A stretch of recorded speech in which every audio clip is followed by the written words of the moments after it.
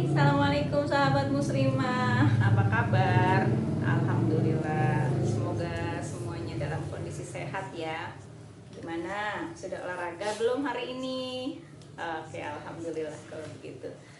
Ya, berjumpa lagi dengan saya Sinta di sini. Hari ini saya nggak olahraga di luar rumah. Jadi di rumah aja. Dan coba langsung ingin melanjutkan pemaparan saya beberapa waktu yang lalu mengenai protokol kesehatan dari dalam. Ya, sahabat muslimah, seperti yang banyak kita ketahui ya, teman-teman sahabat-sahabat di luar sana, banyak sekali yang berkeinginan mempunyai tubuh yang proporsional, mempunyai tubuh yang sehat, mempunyai tubuh yang fit, yang bugar. Tapi kadang-kadang ada satu hal yang sering dilewatkan oleh kita ya, yaitu menjaga pola hidup sehat, menjaga pola hidup seimbang, berolahraga rutin. Nah, di penjelasan saya beberapa waktu yang lalu, bagaimana kita harus mengkampanyekan terus, menyeimbangkan antara protokol kesehatan dari luar dan protokol kesehatan dari dalam ya. Memakai masker, mencuci tangan dengan bersih, menjaga jarak, itu masuk dalam protokol kesehatan dari luar. Dan protokol kesehatan dari dalam yang kita sebut proteksi sehat dari dalam, yaitu menjaga pola makan, menjaga pola hidup sehat, gaya hidup seimbang, dan berolahraga teratur. Nah, sekarang kalau kita berbicara masalah tubuh ya, kita tahu bahwa sebetulnya di dalam tubuh sendiri kita sudah mempunyai komposisi tubuh yang Allah berikan secara proporsional, dan itu yang harus kita rawat baik-baik. Yang pertama adalah cairan. Nah, cairan ini harus kita seimbangkan ya. Kebutuhan akan cairan kita yang harus masuk ke dalam tubuh kita betul-betul harus kita cukupkan, jangan sampai kita kekurangan cairan. Kemudian komposisi yang berikutnya adalah organ ya. Organ-organ tubuh ini juga wajib dan menjadi keharusan kita untuk kita jaga ya. Kita jaga sehatnya jantung kita, paru-paru, dengan cara apa? Dengan cara ya mengubah gaya hidup kita mungkin yang beberapa waktu yang lalu masih kurang sedikit kepedulian terhadap pola hidup sehat dan olahraga. Nah, sekarang kita apa sayang, ini ada kucing saya. Dan sekarang kita jaga organ-organ tubuh kita ini dengan menjaganya lewat pola hidup yang sehat dan seimbang, termasuk juga di dalamnya berolahraga. Kemudian di samping itu juga ada tulang yang juga wajib kita latih kekuatannya. Pada saat tulang kita kuat, insya Allah kita akan bisa melakukan aktivitas rutin, kita akan bisa melakukan segala bentuk aktivitas tanpa kesulitan. Nah, kemudian juga ada komposisi otot. Nah, otot ini juga satu hal yang sebetulnya penting untuk kita latih sebagai seorang perempuan. Jadi jangan berpikir melatih otot dengan beban itu hanya untuk laki-laki, enggak selalu. Artinya di sini kita sebagai seorang perempuan juga harus melatih otot-otot rangka kita. Nah, dengan otot yang kuat, ketika otot kita sudah kita latih dan kita kencangkan, nah ini yang biasa mungkin kita dengar dengan istilah skeleton muscle ya, pengencangan otot ya, pengencangan otot rangka. Jadi ketika kita bisa melatih otot-otot rangka kita menjadi lebih kencang, menjadi lebih kuat, otomatis tulang kita pun akan menjadi kuat. Nah, ketika tulang kita kuat, kita akan bisa melakukan aktivitas-aktivitas harian kita, aktivitas-aktivitas rutin kita dengan baik ya.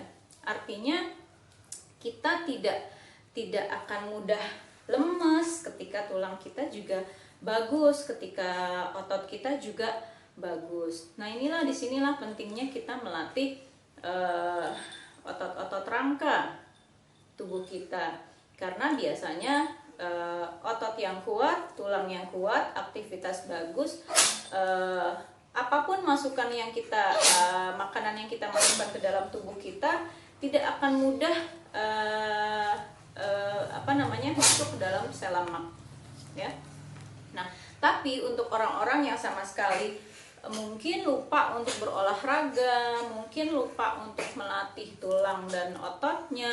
Nah, yang kita masukkan ke dalam tubuh kita, makanan-makanan yang kita masukkan ke dalam tubuh kita akan mudah menjadi lemak di dalam tubuh. Nah, inilah yang bisa menimbulkan penyakit-penyakit yang kita sebut penyakit degeneratif atau penyakit yang tidak menular. Nah, kalau istilah zaman sekarang mungkin di masa pandemi ini kita bisa mendengar apa yang dinamakan dengan comorbidity ya, penyakit bawaan, entah itu diabetes, entah itu jantung, koroner dan sebagainya. Nah, inilah penyakit-penyakit inilah yang mungkin bisa semakin memperparah kondisi ketika kita diserang oleh sebuah virus, ketika kita diserang oleh sebuah kuman ya. Jadi saat tubuh kita lemah ya, karena virus atau kuman itu dia akan mencari tempat yang nyaman, dia akan mencari host yang dianggap itu tempat dia untuk berkembang. Nah, ketika imunitas kita turun, ketika tubuh kita lemah, si virus ini, si kuman ini, si bakteri ini akan masuk ke dalam tubuh kita tanpa ada perlawanan. Oleh karena itu, untuk mencegah terjadinya timbulnya penyakit-penyakit degeneratif ya, atau penyakit-penyakit yang boleh dikatakan penyakit tidak menular tadi, kita harus menjaga agar komposisi tubuh kita menjadi seimbang ya. Jadi jangan terlalu banyak lemak yang ada di tubuh kita. Nah, ketika kita bergerak aktif, insya Allah otot kita akan kuat, khususnya ketika kita melatih otot rangka. Otot rangka kita baik, otomatis tulang kita kuat. Tulang kita kuat, kita akan mudah melakukan aktivitas. Ketika kita akan banyak melakukan aktivitas dan banyak bergerak, akan sedikit terjadi penimbunan lemak. Nah, inilah mungkin proses ya, bagaimana terjadi fat burning di dalam tubuh kita ketika kita berolahraga. Jadi untuk orang-orang yang sama sekali tidak suka olahraga, untuk orang-orang yang sama sekali lupa untuk berolahraga, nah biasanya itu tadi, ototnya tidak dilatih, ototnya lemah, tulangnya lemah, sehingga tubuhnya pun akan lemah, akan sedikit bergerak, dalam artian sedikit bergerak ya bawaannya. Kalau di rumah kayak sekarang ya WFH ya, di rumah kita bawaannya mager, pengen rebahan nih. Nah, ini ciri-ciri orang-orang yang memang tidak suka olahraga, sehingga makanan-makanan yang masuk ke dalam tubuh kita ini akan dimasukkan ke dalam sel-sel lemak, dan itu akan terjadi penumpukan lemak di dalam tubuh. Nah, oleh karena itu sebagai seorang perempuan pun kita wajib untuk melatih pengencangan otot kita, kekuatan otot kita, sehingga tulang-tulang kita akan menjadi kuat ya. Jadi banyak cara untuk melatih pengencangan otot, skeleton muscle-nya. Kalau kita nggak pernah ke gym, kalau kita nggak pernah ke tempat fitness, kita bisa lakukan di rumah dengan menggunakan berat tubuh sendiri yang kita sebut dengan body weight ya. Bisa dengan push up, bisa dengan squat, bisa dengan plank, atau juga bisa dengan lunges. Jadi sebetulnya banyaklah gerakan-gerakan yang bisa kita kerjakan di rumah untuk bisa mengencangkan otot-otot rangka kita. Jadi tidak hanya kardio, dan itu bisa dilakukan sebelum kita sarapan pagi, bisa kita lakukan kapan saja, anytime kita punya waktu. Nah, sebelum sarapan pagi, perut masih kosong, kita sedikit workout untuk pengencangan otot rangka, kemudian kita langsung lanjutkan dengan kardio. Ya, artinya kita harus seimbang dalam hal menjaga olah tubuh ini. Ya, jadi tidak hanya asupan makanannya yang diperhatikan, tapi juga bagaimana kita melatih gerak tubuh kita. Karena itu yang terpenting untuk di masa pandemi ini, agar kita bisa senantiasa meningkatkan imunitas kita. Ketika otot kita bagus, tulang kita bagus, otomatis imunitas kita bagus karena kita sering berlatih.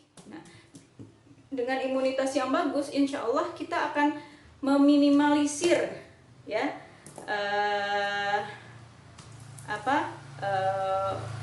penyakit-penyakit yang mungkin kena di tubuh kita. Kalaupun mungkin kita terserang sedikit penyakit, kita lebih bisa membentengi gitu ya. Jadi di sini teman-teman sekalian bisa melakukan itu semua di rumah sendiri. Kalaupun tanpa alat bantu, tubuh kita sendiri kita jadikan beban ya. Beban tubuh kita sendiri lumayan berat kalau kita mau rutin berlatih.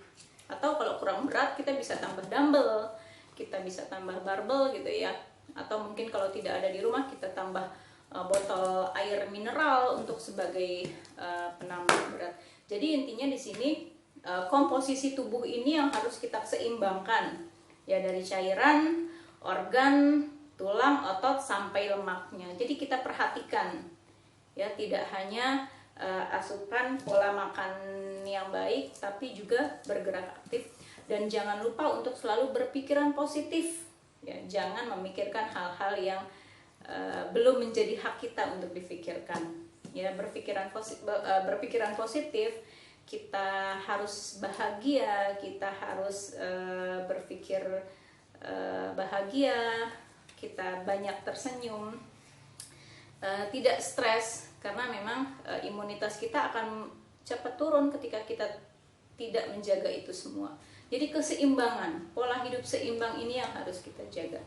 Nah, karena kita tahu semakin kita bertambah angka usia kita,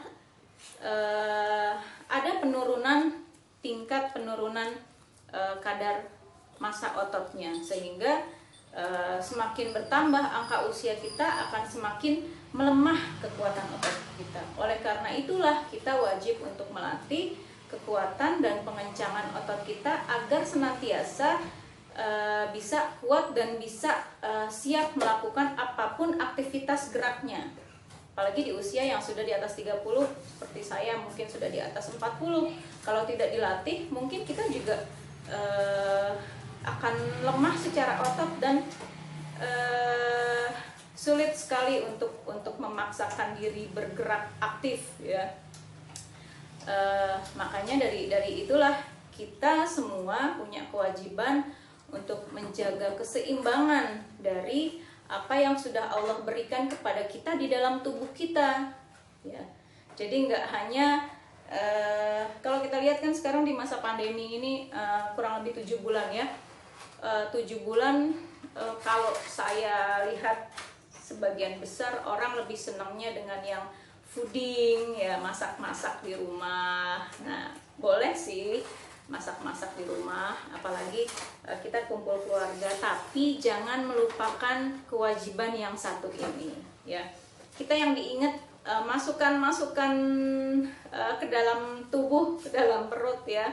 Bikin ini, bikin itu, bikin ini, bikin itu, tapi lupa untuk bagaimana kita melakukan proses pembakaran yang nantinya akan makanan itu akan menjadi lemak.